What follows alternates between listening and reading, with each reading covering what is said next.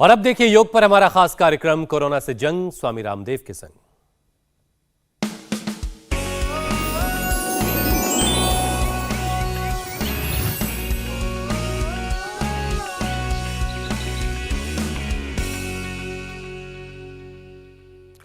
मुझे खबर नहीं गम क्या है और खुशी क्या है, ये जिंदगी की है सूरत तो जिंदगी क्या है। ऐसे बहुत सारे लोगों को देखा होगा आपने जिन पर ये शुरुआत की दो लाइनें बिल्कुल सटीक और फिट बैठती होंगी। दौड़ती भागती जिंदगी में हम सब इतने मशगूल हो गए हैं, इतने बिजी हो गए हैं कि ठहर कर जिंदगी जीना शायद भूल गए हैं। नतीजा एक वक्त के बाद शरीर थक करके हार मानने लगता है। अगर आप भी लगातार थका थका महसूस करते हैं, चाहकर भी चेहरे पर मुस्कान नहीं आती, ऐसा लगता है कि पहले जैसी एनर्जी शरीर में नहीं बची है, तो सावधान हो जाइए, क्योंकि देर सबेर इसका असर सीधे सीधे आपके दिमाग पर पड़ने वाला है। क्योंकि एक स्टडी की माने तो काम के बोझ से लोग बर्नआउट हो रहे हैं। तनाव उनकी जिंदगी का हिस्सा बन चुका है और आपको जानकर ताज्जुब होगा कि ऐसे 70% लोग हैं जो हमेशा टेंशन में रहते हैं। और फिर होता यह है कि स्ट्रेस, हार्मोनल चेंजेस, खराब लाइफस्टाइल और नींद की कमी से दिमाग में केमिकल लोचा, ये वर्ड आपने बहुत सुना होगा, ये केमिकल लोचा शुरू हो जाता है दिमाग में और लोग न्यूरोलॉजिकल डिसऑर्डर की गिरफ्त में आने लगते हैं। लेकिन हुसैन, कई बार बीमारी की जानकारी होने के बाद भी लोग इसे छिपाते हैं और इसकी वजह से नॉर्मल लाइफ भी नहीं जी पाते। गलत जानकारी के साथ साथ मिथ्स की वजह से इलाज भी नहीं कराते। और ऐसी ही एक बीमारी है एपिलेप्सी, यानी मिर्गी का रोग।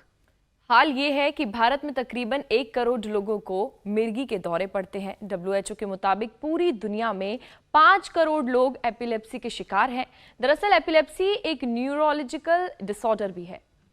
खास बात यह है कि जिस मिर्गी को लेकर मरीज शर्म सी महसूस करता है, समाज में कुछ इस तरह का मामला है कि वो कई बार सिर पर चोट लगने से तो कई बार दिमागी बुखार, infection, brain tumour, brain TB, इन सारी वजहों से ये मिर्गी की बीमारी होती है। तो कई बार दिमाग में कीड़े पहुंच जाते हैं किसी वजह से, उसकी वजह से भी दौरे शुरू हो जाते हैं। ये पत्ता गोभी बोलते हैं ना, उसकी वजह से भी दिमाग में कीड़े जाते हैं। और बिल्कुल ठीक आप कह रहे हैं हुसैन। हाल ही में बरेली के जिला अस्पताल की एक रिपोर्ट सामने आई है जिसमें हर महीने करीब 500 एपिलेप्सी के पेशेंट्स आ रहे हैं सामने, और जिसकी बड़ी वजह दिमाग में कीड़े लगना है।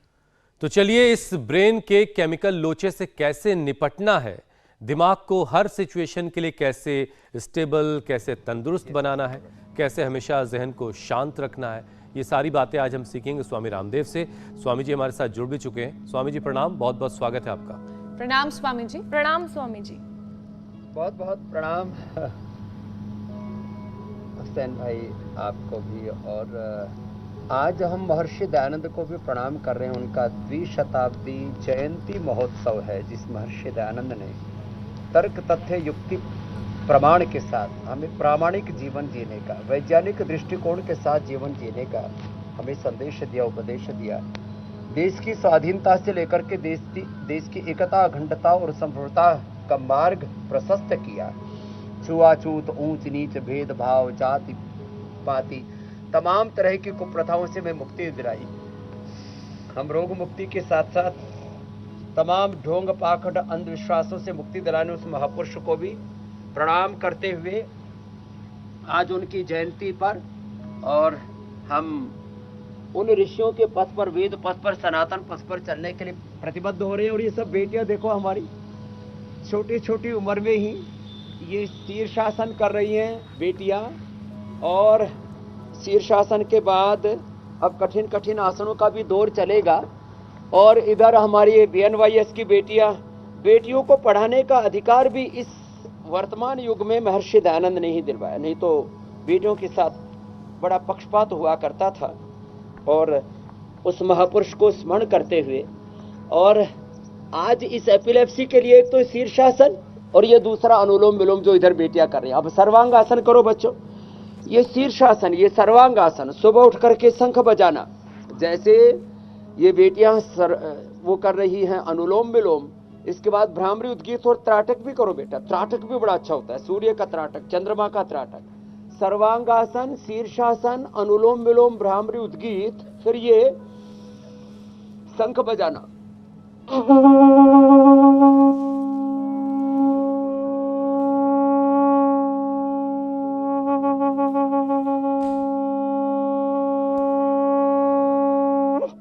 लंबा शंखवादन करें ऐसे, इससे एपिलेप्सी से मुक्ति मिलती है। जिस घर में शंखवादन होगा, जिस घर में हवन होगा, संध्या और हवन करना, वेदों का डंका आलम में बजवा दिया ऋषि दयानंद ने। और इस सनातन का झंडा, और ये पूरा कोई सांप्रदायिक एजेंडा नहीं है। सनातन माने जो शाश्वत नित्य सत्य है उसकी उपासना। और इसमें देखो, जो घर में धूप दीप का प्रकाश होता है, जहां पर ये मेधा इष्टि से हवन करने से, और आज हम फिर से बताने वाले, हमने एक बार बताया था, ये मेरा पिछले लगभग 50 वर्षों का मैंने अपनी गुरु परंपरा से प्राप्त किया ये बोध कि पीपल की जटा, उसका काढ़ा बनाने से, पीपल की जटा से हवन करने से, ब्राह्मी शंखपुष्पी सखदूस गाजवान ज्योतिष्मती, इससे ये मेधा इष्टि बनाई हमने। इस मेधा इष्टि से हवन करने से भी एपिलेप्सी दूर होती है। मेधा इष्टि से हवन करने से, ओंकार गायत्री का जप करने से, ये त्राटक जो देख रहे हैं आप, ये त्राटक करने से, और ये उपाय, इसके साथ साथ ये मेधा घृत, ब्राह्मी घृत है ये ब्राह्मी घृत हमारी मेधा शक्ति को, याम मेधाम देवगणाः पितरश्च उपासते तया मामद्य मेधयाग्ने मेधाविनम कुरु स्वाहा। तो ये ब्राह्मी घृत, ये एक एक चम्मच गाय के दूध में लेने से, ये मेधावटी छोटे बच्चों को एक एक, बड़ों को दो दो देने से। अच्छा स्वामी जी, और ये बादाम रोगन या अखरोट का तेल, ये नाक में डालने से, किसी को वात रोग हो, वातज हो, तो फिर ये ज्योतिष्मती, और बहुत ज्यादा कमजोर दिमाग हो गया, माइलिन सीट कमजोर हो जाती है, ब्रेन के स्नैप्स कमजोर हो जाते हैं, हमारे ब्रेन के न्यूरॉन्स कमजोर हो जाते हैं, तो मेधावटी के साथ उनको मेमोरी ग्रिड और ये इम्यूनोग्रिड गोल्ड, ये हमने देके देखा और ये पाया। और ज्यादा ही तकलीफ हो जाती है तो कुछ को न्यूरोग्रिड भी देते हैं। तो पूरा उपचार मैंने 5 मिनट में इसलिए बताया कि बहुत लोग पीड़ित हैं इस एपिलेप्सी की। स्वामी जी देखिए, जो आज हमने विषय चुना है, बीमारी छूटती ही नहीं है, तो इसके बीमार तो काफी हैं, इस भ्रांति से मुक्त हो जाए। जी मेरे भाई। स्वामी जी देखिए, आज जो हमने विषय चुना है, इसके बीमार तो काफी हैं, लेकिन समाज की बनावट कुछ ऐसी है कि इस पर बात लोग करने से डरते भी हैं और एक दूसरे से बताते भी कम से कम हैं, क्योंकि इससे उनके परिवार को लेकर के एक गलत मैसेज, गलत इमेज जाएगी दूसरे लोगों के बीच। लेकिन इस पर बात तो करना बहुत ज़रूरी है। और आज देखिए Swami ji, survival of the fittest, आज डार्विन डे भी है, जो वही लंबा चलेगा जो सेहतमंद होगा। ये एक थ्योरी है, सेहतमंद नहीं होंगे तो ज़िंदगी लंबी नहीं चलेगी।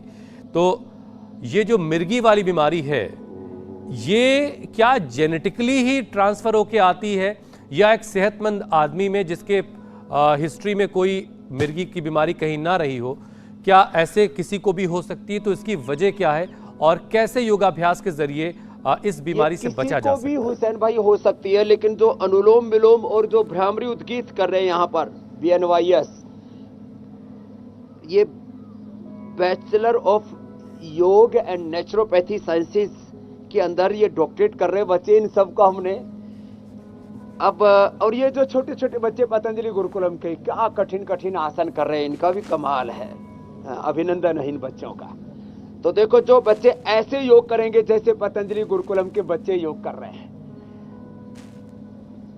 ये छोटे छोटे बच्चे, और इनके पीछे बड़े बच्चे भी हैं, वो भी बड़े जबरदस्त योग कर रहे हैं। ये पतंजलि गुरुकुलम के बालक जैसे बचपन से ही योग कर रहे हैं ना, उनको कभी भी एपिलेप्सी की प्रॉब्लम नहीं होगी। जो इतने कठिन कठिन भी ना कर पाए तो कम से कम सरल से तो शुरुआत कर ही ले। तो आज हम 3 तरह का योग करेंगे।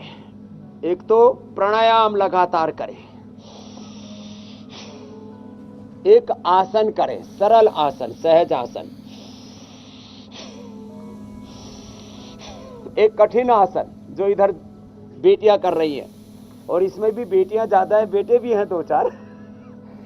बेटा और बेटियों का हमने भेद खत्म किया। मेल फीमेल के नाम पर, स्त्री पुरुषों के नाम पर जो भेदभाव की दीवारें थी सब हमने ढा दी है।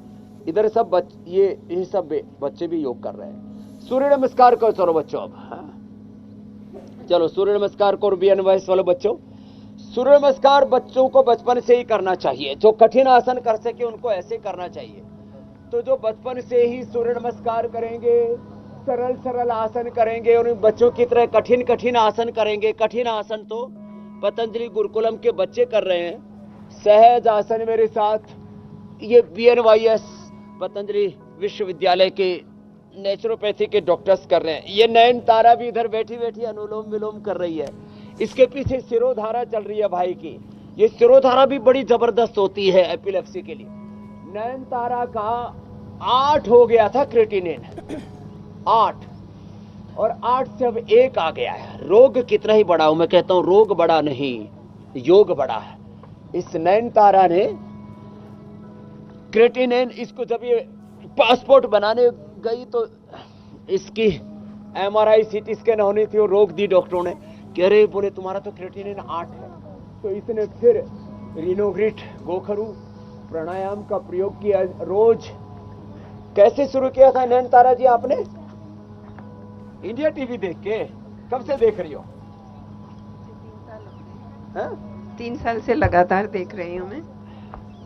और इंडिया टीवी पर देख करके जो सीखा, हाँ जी, वहीं से, हाँ वहाँ से सीखा। और आपकी दवाइयों से, उनसे मुझे बकायदा, मैं रेगुलर दोनों टाइम देखा करती थी, सुबह का भी शाम का भी। और अलोम विलोम और कपाल भारती से मैंने बहुत अच्छे से रिकवर किया। लो, कपाल भाती अनुलोम विलोम से क्रेटिनिन ठीक कर लिया। आप किडनी फेल होने से बच गई। हाँ जी। अब लालू जी तो ऑपरेशन करा के कल ही लौटे किडनी का।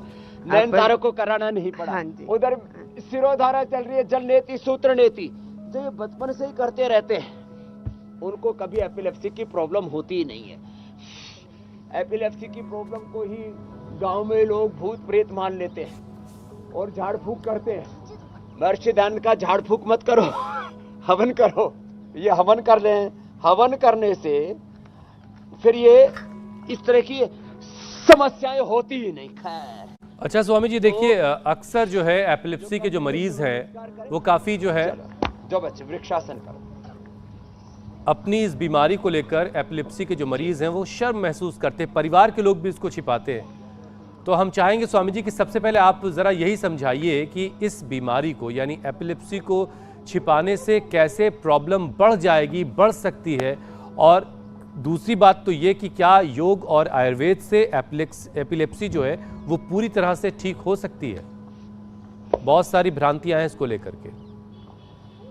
हुसैन भाई देखो, ये सारे भ्रम, भ्रांतियां, ढोंग, आडंबर, पाखंड, अंधविश्वास, जड़ता, मूढ़ता, और ये मूढ़ता खाली एक सेक्टर में नहीं है।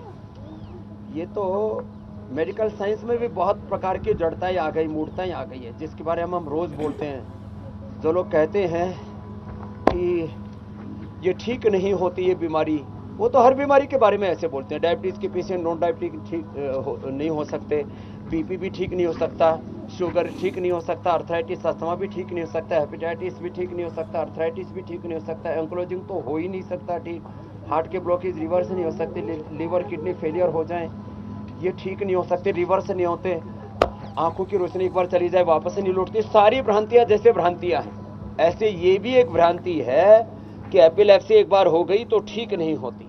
हमने 1-2 की नहीं, हजारों छोटी बड़ी उम्र के भाई बहनों के एपिलेप्सी ठीक करके इंडिया टीवी पर भी लाइव एग्जांपल्स हमने दिए। तो एपिलेप्सी 100% पहले तो अच्छी होती है, चल उल्टे लेट जाते, इसमें भुजंगासन भी बड़ा लाभ करता है। जो भुजंगासन न कर पाए तो मकरासन ही कर ले, मकरासन भुजंगासन भी करें। तो एपिलेप्सी 100% केरेबल है, चाहे वो दिमाग में कैल्सिफिकेशन के कारण से हो गई हो, चाहे दिमाग में कीड़ा जाने के कारण से हुई। कीड़ा वहां पर जो है अपना घर बना लेता है और उससे ब्लड सर्कुलेशन बाधित होता है। किसी को मैंने कहा ना, ब्रेन के न्यूरॉन्स कमजोर पड़ने से, स्ट्रेस होने से, एंजाइटी होने से, डिप्रेशन होने से, ब्लड सर्कुलेशन ब्रेन के अंदर कम होने से, इसलिए हमने शीर्षासन से, सर्वांगासन से, अनुलोम विलोम, भ्रामरी उद्गीत से ही प्रारंभ करवाया। और फिर जो कर सके उनसे हम कह रहे हैं कि वो सूर्य नमस्कार भी कर लें, वो मकरासन, भुजंगासन, मरकटासन कर लें। इससे भी ब्लड का सर्कुलेशन ब्रेन में पूरा हो जाएगा। चाहे कीड़े के कारण से एपिलेप्सी हुई हो, चाहे दिमाग के नस नाड़ियाँ कमजोर पड़ने से एपिलेप्सी हुई हो, चाहे किसी को जेनेटिकली ये प्रॉब्लम हो, किसी भी कारण से ये प्रॉब्लम हो, उसका 100% सॉल्यूशन है। जो शुरू में हमने बताया था, मेधावटी, मेमोरी ग्रिट, इम्यूनोग्रिट, न्यूरोग्रिट, ये ब्राह्मी घृत और बादाम या अखरोट का तेल नाक में डालना, या विशेष परिस्थितियों में ज्योतिषमती भी डाला जा सकता है। जिनको काफ, कोल्ड, वात बहुत ज्यादा हो उनके लिए साधारण सी बातें हैं। गाय के घी से, मेधा इष्टि से हवन करना, ये सारा उपचार जो हमने बताया, ये उसका 100% सॉल्यूशन है एपिलेप्सी का जी। और एपिलेप्सी के बारे में ये जो लोग छिपाते हैं, चलो कोई बात नहीं, बाहर कोई प्रचार ना करे तो कम से कम उपचार तो करें। हम नहीं कह रहे हैं कि प्रचार करो कि सारी दुनिया को बताओ कि हमको एपिलेप्सी है, लेकिन प्रचार मत करो चाहे, लेकिन उपचार करो। उपचार क्या करो? जो आज इंडिया टीवी पर देख रहे हैं सब तक बताओ, सबको समझाओ और सबको यह हौसला दो कि तुम एपिलेप्सी को पूरी तरह से कंट्रोल ही नहीं, उसको क्योर कर सकते हो। और जिनको एक एक दिन में, आपने यहाँ पर हरिओम आदि देखे थे, अलग अलग बच्चों का, छोटी उम्र बड़ी उम्र के भाई बहनों का मैंने बताया, जिनको 30-30, 40-40 साल से दौरे पड़ा करते थे। मैं तो एक एक व्यक्ति के नाम से जानता हूं, उनके नाम अपेक्षाकृत कम बोलता हूं मैं, क्योंकि लोग जो है प्रचार उसका नहीं करना चाहते, इसलिए हम उसका के बारे में बोलते कम है। लेकिन कुछ बच्चों ने कहा हम तो ठीक हो गए, हम बोलेंगे, हमें क्या दिक्कत है। तो वो मैंने इंडिया टीवी के माध्यम से रखा भी सामने। एक एक दिन में जिनको 5-5, 10-10 बार दौरे पड़ते थे, सीजर्स आते थे, एकदम से अटैक से पड़ते थे, उनको भी ठीक किया है। किसी को 15 दिन में, किसी को महीने भर में ऐसे दौरे पड़ते थे, उनको भी पूरा ठीक किया है। तो ये 100% केयरेबल है। और सरल अभ्यास जो मेरे साथ यहाँ बड़े बच्चे कर रहे हैं, और छोटे बच्चों ने तो कठिन अभ्यासों का पूरा एक दौर शुरू कर रखा है। स्वामी जी, तो जो जिससे बन पाए, मैंने कहा सरल अभ्यास करें, कठिन अभ्यास करें, खाली प्राणायाम ही करें, उसी से ही दूर हो जाता है एपिलेप्सी का रोग। मेरे भाई हुसैन जी, ज्योत्सना जी। स्वामी जी, क्योंकि एपिलेप्सी को कैसे ठीक करना है उसकी हम लगातार बात कर रहे हैं, ऐसे में ब्रेन बॉडी का कोऑर्डिनेशन भी बहुत अच्छा होना चाहिए, और ये अच्छा रहे इसके लिए योगाभ्यास के साथ साथ क्या कोई घरेलू थेरेपी भी है जिसको बीच बीच में करने से ये कोऑर्डिनेशन बेहतर रहे, जिसकी जरूरत है? क्योंकि आयुर्वेदिक नुस्खे तो आप लगातार बताते ही हैं। एक तो त्राटक बोला ना,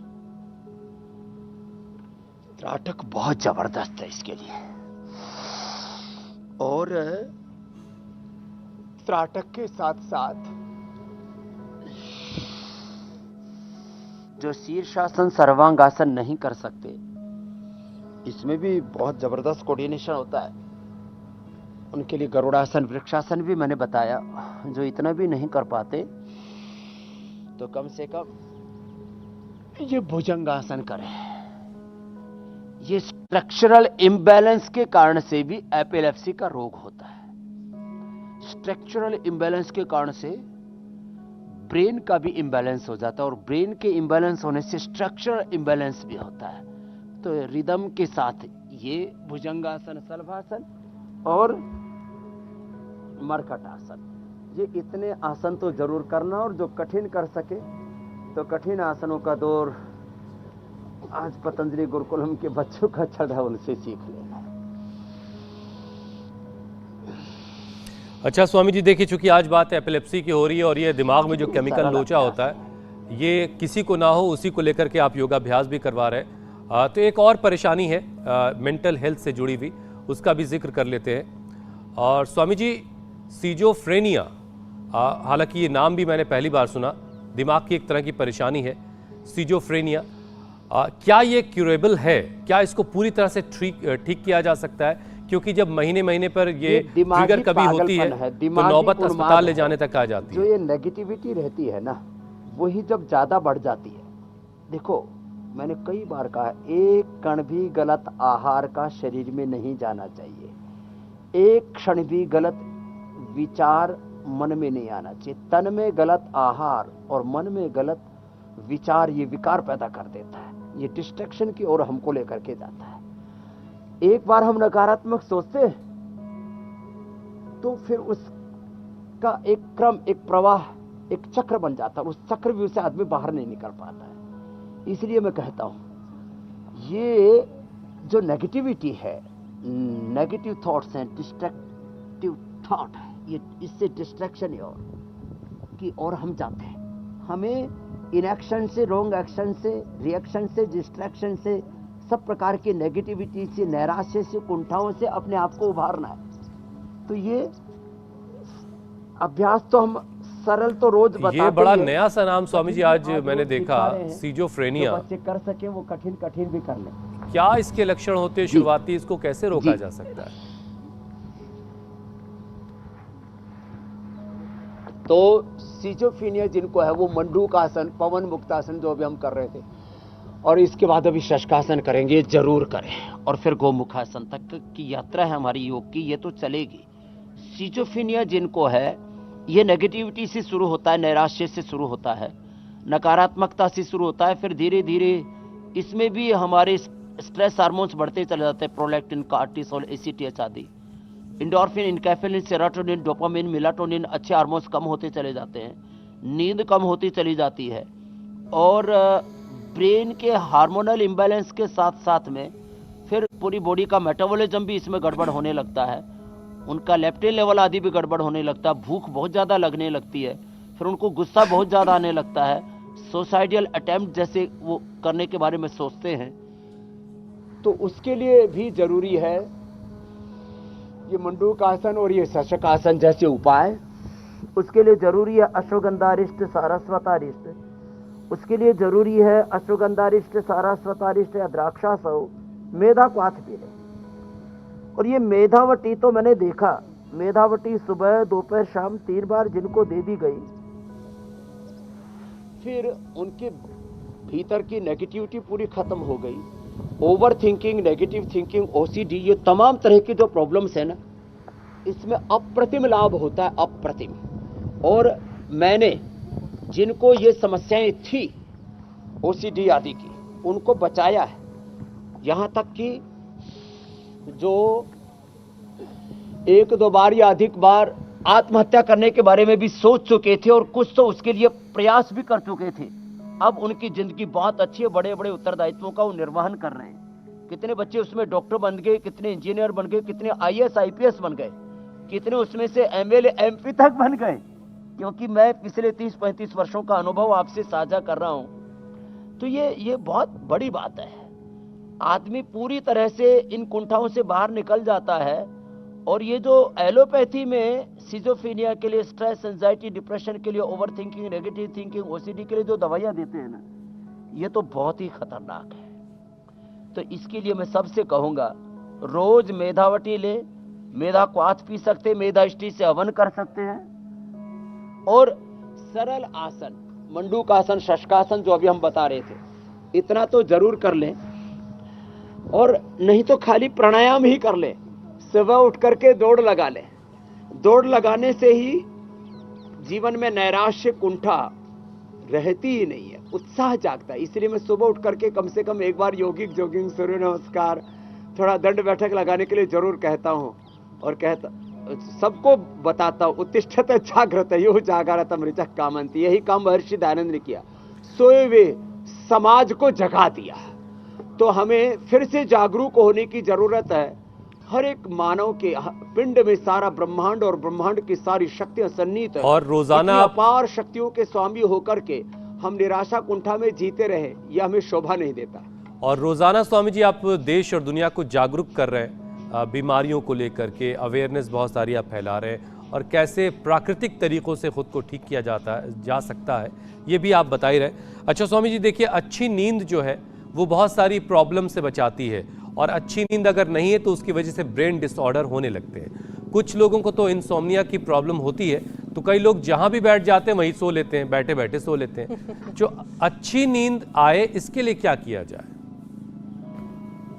और कितने घंटे की नींद अच्छी है? अरे कुछ तो भाई साहब, आप बैठे बैठे सोने की तो बात छोड़ो, कुछ लोगों को तो मैंने देखा ड्राइविंग करते करते सो जाते हैं। ड्राइविंग करते करते एक व्यक्ति मेरे से पहली बार मिला गुड़गांव में, चलते चलते सो जाता था। एक हमारे गुरुकुल में बच्चा आया, अब ये तो बच्चे हमारे बड़े जबरदस्त वाले बच्चे हैं, बड़े जबरदस्त आसन कर रहे हैं। चलो भाई, उत्थित टिट्टी भाषण भी कर लेते हैं, टिट्टी भाषण भी कर लेते हैं, वृक्षासन कर लेते हैं, वृश्चिकासन, क्या बात है, अलग अलग प्रकार के आसनों में समाहित है ये। तो जिनको नींद बहुत ज्यादा आती है वो भी खतरनाक है, और नींद कम आती है वो भी खतरनाक है। दोनों, इसलिए समत्वम योग उच्यते, समता की बात करते हैं हम, संतुलन की बात करते हैं। तो जिनको ज्यादा नींद आती हो तो सौंफ का पानी पिया करें, कम नींद आती है तो मेधा क्वाथ, और मेधा क्वाथ में भांग खाना तो नहीं चाहिए, लेकिन बस्ती के रूप में हमने देकर के देखा, एनिमा के रूप में थोड़ी मात्रा में मेधा क्वाथ के साथ। पहले ही दिन से नींद अच्छी आने लगती है और 3 दिन की बस्ती के बाद फिर वो अनिद्रा ही गायब हो जाती है। और जिनको नींद कम आती है उनको प्याज का प्रयोग करना चाहिए। सुबह दोपहर शाम 1-1 प्याज खा लें, सलाद के रूप में या सब्जी के रूप में भी खा सकते हैं। प्याज के रूप में को सलाद के रूप में खाते हैं तो ज़्यादा फायदा होता है। और पोस्त दाना, ये पोस्त दाना और ये मखाना, ये हमने सारे देश को उपलब्ध कराया, और कई बार मैंने इसकी खीर बना करके बताई है। इसकी खीर से, और आज एलोवेरा की भी खीर बताने वाले हैं इससे। और एक हमने दिया ये बादाम रोगन, और फिर ये बादाम पाक। बादाम रोगन तो नाक में डालना, इसको दूध में डाल करके पीना थोड़ा सा, आधा चम्मच, और ये ऐसे चूरमा की तरह लगता है और बड़ा पौष्टिक होता है। ये खा लेने से भी नींद बहुत अच्छी आती है। अनुलोम विलोम भ्रामरी उद्गीत जो करते हैं, ओंकार और गायत्री का ध्यान करते हैं तो भी नींद बहुत अच्छी आती है। और जिनको ज्यादा नींद आती है वो अनाज खाना कम कर दें, साग सब्जियां फल ज्यादा खाएं और प्राणायाम ज्यादा करें, थोड़ा उपवास करें जिनको नींद ज्यादा आती है। अन्न जो है ना, हमारे गांव में कहते थे लोग, अरे भाई नशा तो अनाज का ही गढ़ा हुआ है। अच्छा स्वामी जी, एक शेर की एक लाइन जरा है, वो पहले सुनिए आप, कि धूल चेहरे पे थी और आईना साफ करता रहा। इसकी पहली लाइन यहाँ सेट नहीं बैठती है। धूल चेहरे पर थी और आईना साफ करता रहा। इसको थोड़ा आसान का अगर कर दूं मैं, तो चेहरे पर ही चश्मा लगा हुआ होता है और चश्मा इधर उधर ढूंढ रहे होते हैं, क्योंकि डिमेंशिया की दिक्कत होती, बहुत सारे लोगों को भूल जाने की दिक्कत होती है। कुछ रखा सामान कहीं फिर भूल गए। और जो पहली लाइन मैंने कही वो वैचारिक रूप से कही थी। तो ये डिमेंशिया की प्रॉब्लम स्वामी जी, जो लोग इससे जूझ रहे हैं वो कैसे रिकवर हो सकते हैं, और ये परेशानी कभी हो ना, इसके लिए क्या किया जाए? देखो, आपने एक प्रश्न पूछा, मैं 3 का साथ उत्तर दे रहा हूं। कल भी मैं यहाँ पर रोगियों से मिल रहा था योगग्राम निरामयम में।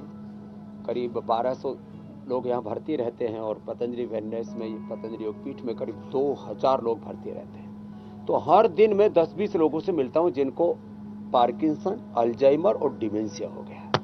और इससे ना बहुत कष्ट होता है। होता क्या है, पार्किंसन में तो हाथ ऐसे कांपने लगते हैं, डिमेंशिया में, अल्जाइमर में फिर भूलने की बीमारी हो जाती है। पहले तो मेमोरी लॉस। आपने शेर सुना है, मैं एक कहावत सुना देता गाँव की, गोद में छोरा गली शहर में ढिंढोरा। कई बार मैंने देखा माताएं बहनें, अरे ये मोर आ गया, एक बार जोरदार ताली बजा दो, उधर से चल के यहाँ तक पहुंच गया, और ये दूसरी बिटिया भी आ गई। भाई अब जो ऐसे करेंगे उनको कैसे कोई रोग होंगे। और ये वापस भी मुड़ गया है तो चलो बच्चा, बात आशीर्वाद भाई। ऐसे जो बच्चे करेंगे अब उनके जीवन में तो कोई रोग शेष नहीं रहेंगे। खैर, तो आपने जो पूछा, मैं कह रहा था ये पार्किंसंस, अल्जाइमर और डिमेंशिया, भूलने की बीमारी, तो कई बार बच्चे याद पूरा करते हैं परीक्षा के समय, फिर भूल जाते हैं। तो जो है माताएं बहनें वो यहाँ चाबी लगा करके और फिर पूरे घर में ढूंढती रहती है, मेरी चाबी खो गई, बोली चाबी तो तेरी कमर में लटक रही है। तो कई बार ऐसा हो जाता है। तो ये जो भूलने की बीमारी है, इसके लिए मेधावटी और ये मेमोरी ग्रिड, इसके ऊपर हमने पूरा साइंटिफिक रिसर्च किया है। मेधावटी, मेमोरी ग्रिड एक एक ले लें, और ये जो साथ में यदि ये पार्किंसन भी हो जाता है, हाथ पैर कांपने लगते, बैलेंस बिखरने लगता है, तो न्यूरोग्रिड एक एक सुबह शाम। और एक है ओमेगा। ओमेगा बड़ा जबरदस्त है। फ्लैक्सीड एक एक चम्मच खा ले। फ्लैक्सीड और तिल, मैं तो कहता हूं दोनों का लड्डू सा बना करके थोड़ा गुड़ मिला करके एक एक चम्मच खा लो। या गाय का घी, ये जो हमने पूरे देश को गाय का घी उपलब्ध कराया है, फिर ये ब्राह्मी घी तो थोड़ा सा ज्यादा हो जाता है, बहुत ही प्रभावशाली हो जाता है। तो जो 1 चम्मच गाय का घी खाते हैं, 1 चम्मच जो फ्लैक्सीड अलसी का या 1 चम्मच फ्लैक्सीड या एक कैप्सूल खा लें फ्लैक्सीड का, ये भी हमने देश को उपलब्ध कराया है। ये छोटी छोटी चीजें हैं लेकिन बड़ी जबरदस्त है। ये हमने फ्लैक्सीड का ना ये भी उपलब्ध करा दिया। ये ले ले, अथवा आजकल ना ये बहुत खाने लग गए हैं, क्या कहते हैं, ओमेगा ब्रेन के लिए बहुत जरूरी है। तो ये छोटी छोटी चीजें हैं, लेकिन इनके छोड़ने से, इनके भूलने से हमको भूलने की बीमारी हो गई। स्वामी जी, क्योंकि हम ब्रेन डिसऑर्डर की बात कर रहे हैं, डिमेंशिया, पार्किंसन की बात कर रहे हैं, अब एक और समस्या है ऑटिज्म, जिसने माँ बाप को बड़ा चिंतित कर रखा है। बच्चे क्योंकि इससे बहुत परेशान हैं, तो वो क्या करें? लंबे वक्त तक चल रहे इलाज के बाद भी उतना फायदा होता हुआ नहीं दिखता है, तो इसे कैसे ठीक किया जाए? और आप ये कहते भी हैं कि सारा खेल जो है वो ऑक्सीजन का है, तो प्राणायाम कितना कारगर है स्वामी जी, वो भी बता दीजिए। हाँ, ये आपने एकदम ठीक कहा है। ये जो ऑटिज्म है ना, माइल्ड ऑटिज्म के रोगी तो मैं पूरी तरह से ठीक कर चुका हूँ। और एलोपैथी में आप ठीक कह रहे थे ज्योत्सना जी, इसके लिए कोई दवाई है ही नहीं उनके पास। और ये एलोपैथी की एक बीमारी है, उसकी एक समस्या है। इसलिए मैं कहा एलोपैथी खुद अपने आप में एक बीमारी हो जाती है, जो वो कहती है कि कोई भी बीमारी ठीक ही नहीं होती है। खैर, तो आंखों का मैकुलर डिजनरेशन, ऐसे कानों के भी जब सुनने की शक्ति क्षीण हो जाए, तो इन सब के लिए हमने बताया ना लोगों को कि भाई आप योग करोगे तो आपकी आंखों की रोशनी दोबारा आएगी, कानों की सुनने की शक्ति, आई ग्रिट, ईयर ग्रिट जो औषधियाँ उसके लिए हम देते हैं तो सहायता करती हैं। थायराइड के लिए थायरोग्रिट, लिवर के लिए लिवोग्रिट, किडनी के लिए रेनोग्रिट, डायबिटीज के लिए मधोग्रिट, ऐसे बीपी के लिए बीपी ग्रिट। आपकी खोई भी शक्ति आप पा सकते हो। ऐसे ही जो ब्रेन का बैलेंस बिगड़ता है, ब्रेन का पूरा डेवलपमेंट नहीं हो पाता है, या उसको आयुर्वेद की भाषा में कहूं तो पित्त का आधिक्य या वात का आधिक्य हो जाता है, चंचलता का आधिक्य हो जाता है, या उसको अध्यात्म की भाषा में कहूं तो रजस का आधिक्य हो जाता है, किसी में रजस का, किसी में तमस का, तो फिर ये डिमेंशिया होता है। और इन त्रिगुणों को, तीन दोषों को बैलेंस करने के लिए योग से बेहतर कुछ भी नहीं है।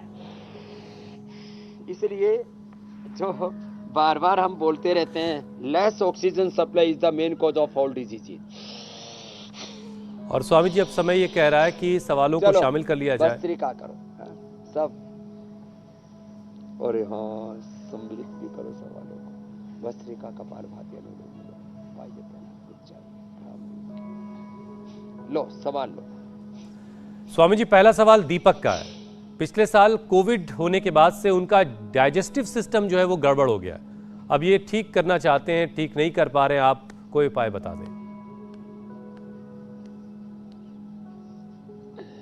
दीपक का दीपक भी जलेगा। उसके लिए एक तो मंडूकासन, चलो बच्चों मंडूकासन करो आप सब लोग। वज्रासन में बैठ के जो आगे झुका जाता है उसको मंडूकासन कहते हैं, और जो पद्मासन में झुक गए इसको योगा मुद्रासन कहते हैं। इससे डाइजेस्टिव सिस्टम पूरा अच्छा हो जाता है। तो दीपक जी आप खाली पेट लिवोग्रिट खाने के बाद लिवामृत ले लेना, सर्वकल्प काढ़ा पी लेना, अनार, गाजर, चुकंदर आदि ले लेना। आज एक माता रश में आई, बोले मैंने तो आपने बोला था गिलोय खाओ, मेरा तो प्लेटलेट एक ही दिन में 50,000 बढ़ गया। दूसरा सत्येंद्र आया, बोले जी हेपेटाइटिस था, गोदन अर्क पिया, लिवोग्रिट लिवामृत लिया, हेपेटाइटिस अच्छा हो गया। बाकी सामान्य लीवर की, पाचन की बीमारियों की तो बात ही क्या है। तो एलोवेरा का जूस पीना, कुमारिया सब ले लेना, पुनर्नवारिष्ट ले लेना, या कब्ज भी थोड़ा रहता है तो अभयारिष्ट ले लेना, ये भी रखे हमने। अश्वगंधारिष्ट और सारस्वतारिष्ट तो मस्तिष्क के लिए, पुनर्नवारिष्ट, कुमारिया सव, लोहा सव, अभयारिष्ट ये पेट के लिए, पाचन तंत्र के लिए छोटे छोटे उपाय हैं। और अनार, गाजर, चुकंदर जो सुबह ले लेते हैं, या व्हीट ग्रास या एलोवेरा जो सुबह सुबह पी लेते हैं, उनका पाचन तंत्र का कोई षड्यंत्र उनके जीवन में नहीं होता है। अगला प्रश्न आप पूछ रहे दीपक जी की, तो पीठ की अग्नि प्रदीप्त हो जाएगी जी। कपालभाति भी करें। दीपक के बाद अगला सवाल नवीन का है। नवीन कह रहे हैं कि 4-5 साल से गर्दन में सर्वाइकल की परेशानी है और छाती में छाती से कमर तक दर्द उनका ट्रैवल करता है, तो क्या करें? ये जो परेशानी इन्हें पिछले 4-5 सालों से है वो दूर हो जाए। नवीन जी को पूरा नया कर देते हैं। उष्ट्रासन करो बच्चों। हाँ, उष्ट्रासन जो पूरा कर सके तो पूरा कर ले, नहीं तो हमारी तरह से थोड़ा सा ही कर ले, इतना सा ही कर ले। ये बच्चे तो पूरा करो, पूर्ण उष्ट्रासन करो बच्चों। अब देखो, जो पूर्ण कर सकेंगे उनको तो कभी जिंदगी में, इसलिए हम कहते हैं बचपन से ही बच्चों को योग कराओ। स्कूल में, एजुकेशन में योग है, हेल्थ सिस्टम में, एजुकेशन में, मिलिट्री, पैरामिलिट्री में, मीडिया में, विधायिका, कार्यपालिका, न्यायपालिका में, जन जन में योग हो। ये योग, ये यज्ञ, ये सनातन के कुछ मूल तत्व हैं। इनको यदि जीवन में आत्मसात कर लिया ना, उष्ट्रासन, मकरासन, भुजंगासन, मर्कटासन जो हम बता रहे थे, इनको जो कर लेंगे, छोटे बच्चों की तो बात ही क्या है, ये तो अद्भुत अप्रतिम कर रहे हैं। और इन छोटे बच्चों के साथ साथ मीनाक्षी जी भी स्टूडियो में बहुत अच्छा कर रही है। और ज्यादा ना हो तो इतना ही कर ले, इतना ही अभ्यास ऐसे कर ले, ऐसे कर ले, ऐसे। और यदि बहुत भयंकर दर्द हो जाता तो दोनों तरफ हम श्रृंगी चिकित्सा करा देते हैं पतंजलि वेलनेस में, योगाग्राम निरामय में। और खाली पेट पेडानिल गोल्ड खाने के बाद ऑर्थोग्रेड। और ये गिलोय, एलोवेरा, पारिजात, निर्गुंडिया, सहजने का रसी पिला देते, उससे गर्दन के अकड़न दूर हो जाते, बाय बादी की चीजें बंद करा देते, मेथी का पानी पिला देते, अंकुरित मेथी खिला देते, छोटी छोटी बातें, उससे भी ये अकड़न दूर हो जाती, वात के कारण से होती है। और इसके लिए ये थोड़े सूक्ष्म व्यायाम भी कर लें तो नवीन भी अब नवीन हो जाएंगे। अगला प्रश्न आप ले लो। स्वामी जी, अगला सवाल अनीता सिंह का है। उनकी उम्र 41 साल है और पल्स रेट हाई रहता है उनका, उपाय क्या करें वो इसमें? तो अनीता जी का पल्स रेट हाई रहता है ना, तो एक तो ये अभ्यास करें, ये और एक गोमुखासन। चलो बच्चों, सब गोमुखासन करो। वैसे सब बच्चों ने बहुत कठिन कठिन आसन किए, सबके लिए जोरदार अभिनंदन, बहुत अच्छे बच्चे। और सब गोमुखासन भी कर लो। तो पल्स रेट जिनका हाई होता है, ये स्कंध संचालन और ये गोमुखासन, ये और मकरासन, थोड़ा भुजंगासन कर ले हो सके उतना। और अर्जुनारिष्ट खाने के बाद और हृदयामृत 2-2 गोली ले ले, इतने से ही पल्स रेट एकदम परफेक्ट हो जाता है। रोज प्राणायाम जरूर करें। हाँ, इतना कर लिया तो पल्स रेट एकदम रेगुलेट रहेगा। मेरा पल्स रेट रहता है 50 जब मैं शांत बैठता हूँ, ध्यान करता हूँ तो 40 तक चला जाता है। और जब सामान्य रूप से चलता फिरता हूँ तो 60। और आजकल तो लोगों का 100, 125, 150, किसी किसी का तो पूनी 200 तक पहुंच जाता है। लेकिन योग से ये HRV, हार्ट रेट वेरिएबिलिटी इतनी जबरदस्त होती है कि दौड़ते हैं, तेज योग करते हैं, दड़ बैठक लगाते हैं तो 150-200 और 5-10 सेकंड में ही फिर 50-60। ये है हृदय का सामर्थ्य जो योग से बढ़ता है, ये वो ठीक हो जाएगा। छोटे छोटे उपाय जो बताते हैं वो कर ले। ये पॉइंट भी दबा ले, ये हार्ट के लिए, फिर ये रिंग फिंगर के टॉप पर अंगूठे में एपिलेप्सी के लिए, और ये तो थायराइड के लिए बताते ही। ऐसे छोटे छोटे उपाय ये भी कर लिया करें साथ में एक्यूप्रेशर के। अगला प्रश्न आप ले लीजिए। स्वामी जी, अब प्रश्नों के सिलसिले को यहीं रोकते हैं और कार्यक्रम के अगले पड़ाव की तरफ चलते हैं। योगाभ्यास, सवालों के जवाब के बाद अब बारी है कोई ख़ास नुस्खा जो आपके पिटारे में होता है। तो आज आप ऐसा क्या बताने वाले हैं जो केमिकल लोचा दिमाग में हो रहा है वो होने से रोकेगा और दिमाग को सेहतमंद बनाएगा? आप उसकी तैयारी करें, तब तक मैं कल के कार्यक्रम के बारे में दर्शकों को बता देता हूं। देश की 60% आबादी को किस सुपरफूड से है एलर्जी? हेल्दी ड्रिंक ने क्यों बिगाड़ा पाचन? कैसे दूर करें इंडाइजेशन? लैक्टोज इंटॉलरेंस के अगर आप भी हैं शिकार तो कल योग गुरु से जानिए यौगिक और आयुर्वेदिक उपचार। वक्त आप पहले से जानते हैं, सुबह 7:56 से पहले ही इंडिया टीवी लगा लीजिएगा, कहीं कुछ मिस ना हो जाए आपसे। तो स्वामी जी, आज क्या बन रहा है? तो देखो, ये पीपल है ना, जब पेड़ बड़ा हो जाता है छोटे पर नहीं लगती। जैसे छोटे बच्चों को दाढ़ी मूछ नहीं आ रहा ना तुमको ऐसे छोटे पीपल के पेड़ पे भी दाढ़ी मूछ नहीं आता, बड़े वाले पर आता है। तो बड़े पीपल के पेड़ पर ये दाढ़ी आ जाती है और ये दाढ़ी बड़ी काम की होती है।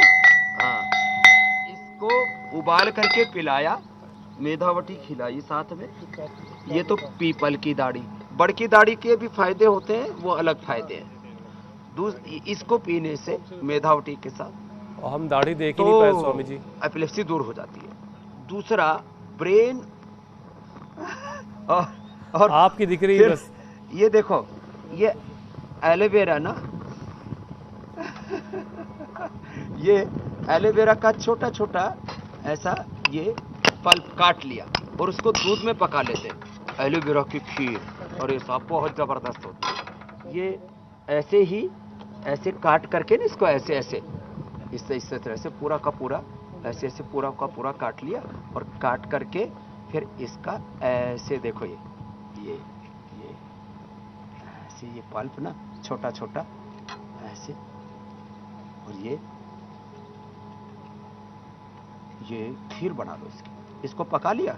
और पकाने के बाद इतनी स्वादिष्ट लगती है, किसी को थोड़ा सा मीठा पसंद हो तो इसमें मधुरम गुड़ शक्कर डाल सकते हैं, नहीं तो खजूर से भी मीठा कर सकते हैं, खजूर अंजीर मुनक्का से भी मीठा कर सकते हैं।